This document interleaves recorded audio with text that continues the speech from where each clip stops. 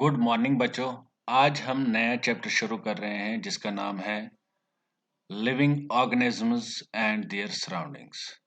Living organism से मेरा मतलब है वो जिनमें जान हो।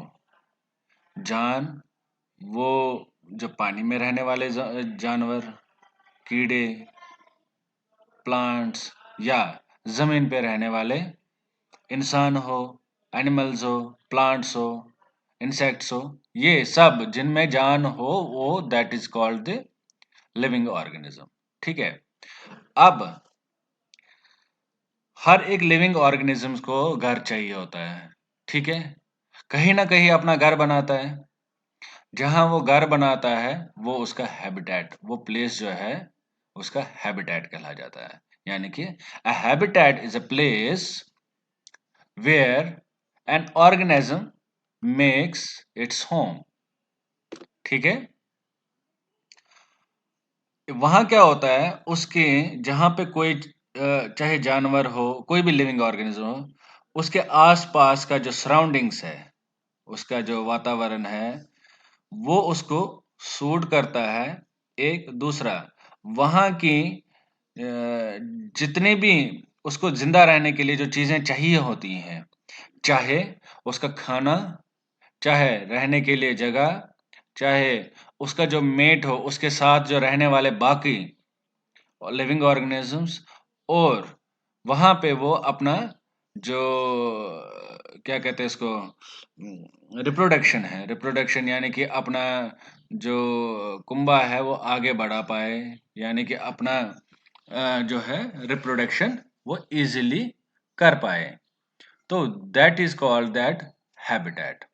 सो हैबिटेट वो जगह है जहाँ पे लिविंग ऑर्गेनिज्म अपना घर बनाता है। क्यों बनाता है? क्योंकि वहाँ की जो कंडीशंस है, एनवायरमेंटल कंडीशंस जो है, उसको सारी की सारी वहाँ पे चीजें मुहैया होती हैं और वो उसको सूट करती हैं, वो एनवायरमेंटल कंडीशंस सूट करती हैं। चाहे एग्जाम्पल हो किसकी हो, एनिमल की, उसको वहाँ खाना मिलना चाहिए, मेट होना चाहिए, और उसका जो स्पीशीज है वो आगे बढ़नी चाहिए। ठीक है। तो डिफरेंट किस्म के हैबिटेट्स होते हैं, डिफरेंट किस्म के लिविंग ऑर्गेनिजम्स होते हैं जो डिफरेंट डिफरेंट जगह पे रहते हैं। और वो फर्दर हम आगे डिस्कस करेंगे, एडेप्टेशन में फर्दर इसको एलाबोरेट करेंगे। फिलहाल हम इसमें पढ़ते हैं कि हैबिटेट कितने किस्म के होते हैं। हैबिटेट जो है इसको दो किस्मों में हमें डिवाइड किया है। एक एक्वाटिक हैबिटेट, दूसरा है टेरेस्ट्रियल हैबिटेट। जो अब एक्वाटिक हैबिटेट, एक्वाटिक का मतलब होता है पानी। ठीक है। यानी कि इसका जो वाबस्ता है वो पानी के साथ ही होगा। देखो, हमने देखा है बहुत सारे जानवर पानी के अंदर रहते हैं। ठीक है। प्लांट्स पानी में उगते हैं, कीड़े मकोड़े भी कुछ होते हैं जो पानी में ही रहते हैं। तो उनको हम कहते हैं एक्वाटिक एनिमल्स या एक्वाटिक प्लांट्स कहते हैं। So aquatic habitat means it is an habitat with water, जो पानी के साथ वाबस्ता है, जिसका है। It includes the area that are permanently covered by water, surrounding areas that are occasionally covered by the water। हमने देखा होगा नाले हैं, नालियां हैं, या नदी है, समुंदर है, यहाँ सब जो एक्वाटिक जो जो भी जानवर रहते हैं, प्लांट्स रहते हैं, एनिमल्स रहते हैं, उनके हैबिटेट को हम एक्वाटिक हैबिटेट कहते हैं। ठीक है। तो एक्वाटिक हैबिटेट के बाद हम आते हैं दूसरे टेरेस्ट्रियल हैबिटेट पे। टेरेस्ट्रियल हैबिटेट्स जो है वो है जो कि हमारे जमीन के साथ वाबस्ता जिसका हो। जमीन पे प्लेन भी है, फॉरेस्ट्स भी है, ग्रास ग्रासेस भी है, फॉरेस्ट है, ग्रासलैंड्स है, डेजर्ट्स है, शोर लाइन्स है, वेटलैंड्स है। ठीक है। These are all terrestrial habitats. ठीक है। Terrestrial habitats also includes man-made habitats like farms, towns, cities। ठीक है। और ये सारे के सारे जो है दैट आर अंडर द, या जमीन के अंदर हो, केव्स बनाए हैं या माइंस बनाए हो वहां पे। मतलब ये है कि जो एनिमल्स प्लांट्स जमीन के ऊपर रहते हैं, ठीक है, उनके हैबिटेट को हम टेरेस्ट्रियल हैबिटेट कहते हैं। कुछ हैबिटेट्स जो है वो इंसानों ने खुद बनाए हैं, मैन मेड है, जिनको हम आर्टिफिशियल भी कह सकते हैं। जैसे फार्म्स है, टाउन्स है, सिटीज, ये कौन बनाता है? ये इंसान बनाते हैं, ठीक है ना। किसी जगह मोहल्ला बना लिया, एक घर आया, दूसरा घर आया, तीसरा घर आया, उनका हैबिटेट बेटर होने लगा, ठीक है। जो जमीन के अंदर बनाते हैं, केव्स बनाते हैं, माइंस बनाते हैं, that is also the habitats, ठीक है। अब इसको फर्दर दो चीजों में डिवाइड किया गया है। वन इज द इसके टेरेस्ट्रियल हैबिटेट के दो कंपोनेंट्स है। One is the biotic, another is the abiotic, ठीक है। बायोटिक कंपोनेंट्स कौन से होते हैं? जो लिविंग थिंग्स होती हैं, लिविंग थिंग्स है। लिविंग थिंग्स में हम इंसान आ गए, ठीक है।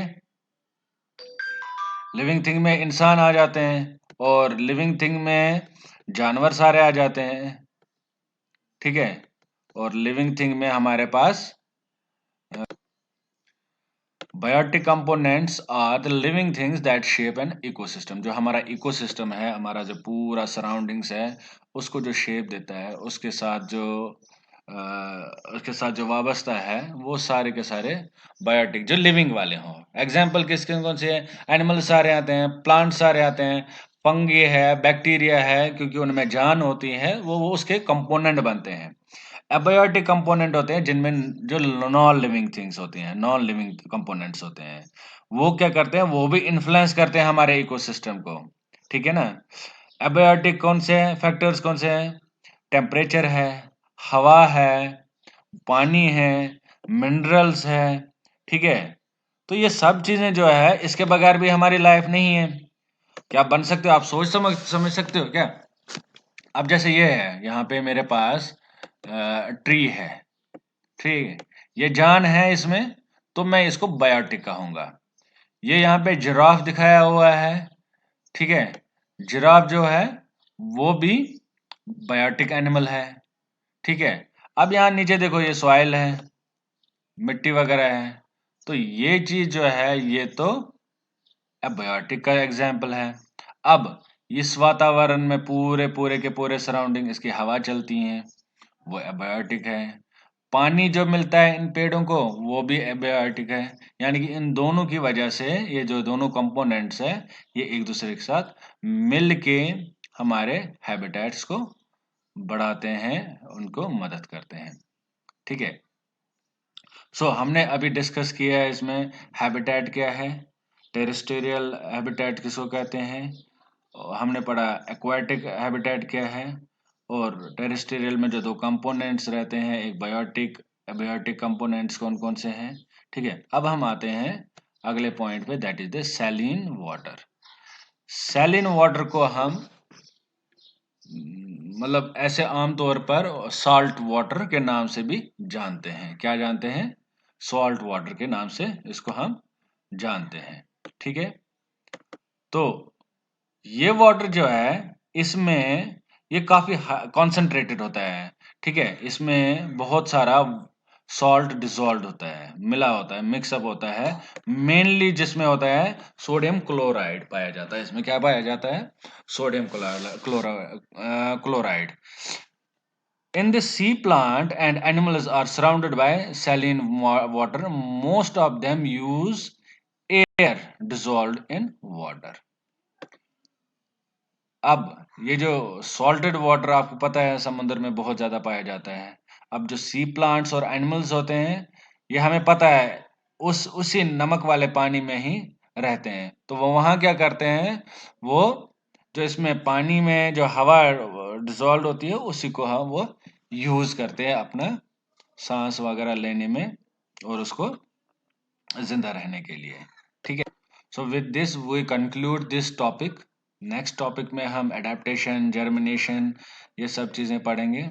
सो तब तक के लिए थैंक यू वेरी मच।